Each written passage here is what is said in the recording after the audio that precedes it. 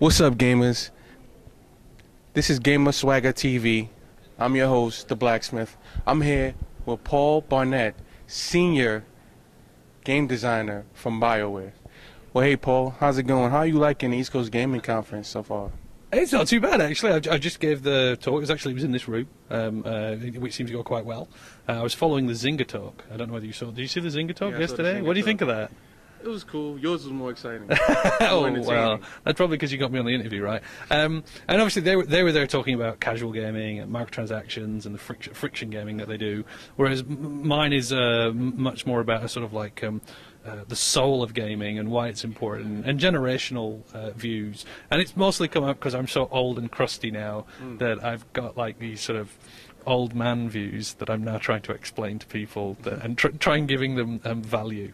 I don't know about that. You kind of had the crowd going with a lot of the points you made. You know, they were really interested in valid points. Oh, that's exceedingly generous of you. Thank you very much. No, I'm just being honest. I'm an honest person. One of the topics you talked about up there was having a love affair with gaming and how that can be kind of a roller coaster of an emotional roller coaster. Could you kind of give a little bit of piece of that to those at home watching? Oh, sure. So the problem with gaming is that I think you have to be a little bit insane to want to do it. Because you spent your time as a young kid playing on a sofa and playing games, getting all obsessive about it, and then you end up trying to explain to your parents, I don't want to become an accountant or a lawyer, and I don't want to go and work for big business or banks. What I want to do, Mum, is I want to go and do the crazy stuff that I waste all my time on. The stuff that she goes, get outside, get some sun. Why are you always playing those games? Other things get you in trouble. Yeah. And then when you look at it, you go, wow, it's really tough. It's a tough market. It's hard to be in there. And so I think everyone who actually wants to make computer games has actually just developed a love affair. And the thing about being in love is it's very forgiving. It gives you all these pleasure chemicals, and you sort of become blinded to all the downsides, and you only see the upsides. And I think if you have that attitude, it's sort of like becoming good at, like you want to work a great sportsman.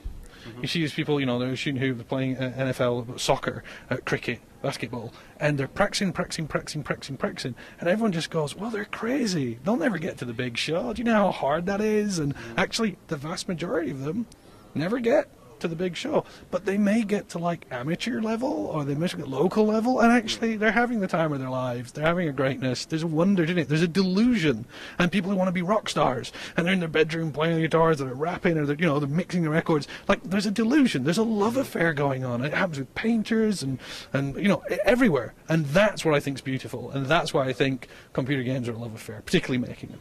Yeah, it's definitely a passion. One last question that I had was, there's been a lot of controversy with DLC in the gaming industry as a whole. Are you a fan of a specific business model? One that I specifically like is the season pass business model, but not a lot of companies have actually adapted that or have welcomed it as much as some. Like, are you a fan of the season pass business model where gamers kind of like pay up front for all DLC, or is there another business model that?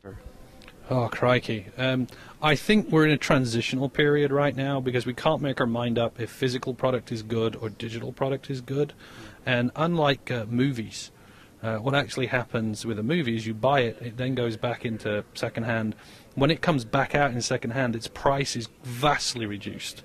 But with second-hand gaming, particularly physical media, the second-hand price is still really, really high. The person purchasing in the shops may be getting $2 break. And so what's happening right now is this stupid amount of money isn't going to the people who actually made the games. Be it a large company or a small company, it really doesn't matter. And that's because we can't make our mind up about physical and digital media. And so I think season passes, day one DLC, things that keep the disc in the tray, is I think the phrase they give, are really companies reacting to their time, sweat, tears, money not translating into bottom line profits because the games are expensive to make, and I think what we're going to find out probably in the next 18 months, 2 years, is that the model will just mutate again, and will probably mutate to a level that we can live with. If you look at music, it's actually almost completely completed its mutation now. the concept of going out and looking through racks and racks of DVDs, music CDs, to try and get music is almost completely gone. People are digital almost completely. The concept of an album has all but disappeared, and people are buying individual tracks. And music hasn't died. New artists are turning up. There's still the old regurgitated rubbish. There's still big hits. There's still indie breakout hits. So music, I think, has found an answer we can live with. TV, with its on-demand set-top boxes, recording, seems to have found an answer that it can currently live with. And I think the big problem with computer games is we're still scratching around for the answer. So I think season passes aren't bad, but they're still not perfect. What I would hope to everyone who loves computer games is hold tight. They'll figure it out. And I know that, I heard a really interesting argument, which was, second-hand games aren't the problem. Right? And it was a very strong argument. It was very passionate pleas. And I go, I don't think that's the argument. I think the argument is games are too expensive. We're not making them smart enough. And we're not making games people like and people want to buy. So if we can figure out how to make games cheaper, if we can figure out how to make games that people want to buy and figure out how to get them in the hands of people who are searching for them, then the problem will go away. So the answer is going to be better games made smarter to people who want to buy them. And once we crack that, hey, golden. So there you have it. The Da Vinci Code of gaming has just been laid out by Paul Barnett of BioWare. Paul, I'd like to thank you. Hey, thanks very much. I appreciate it.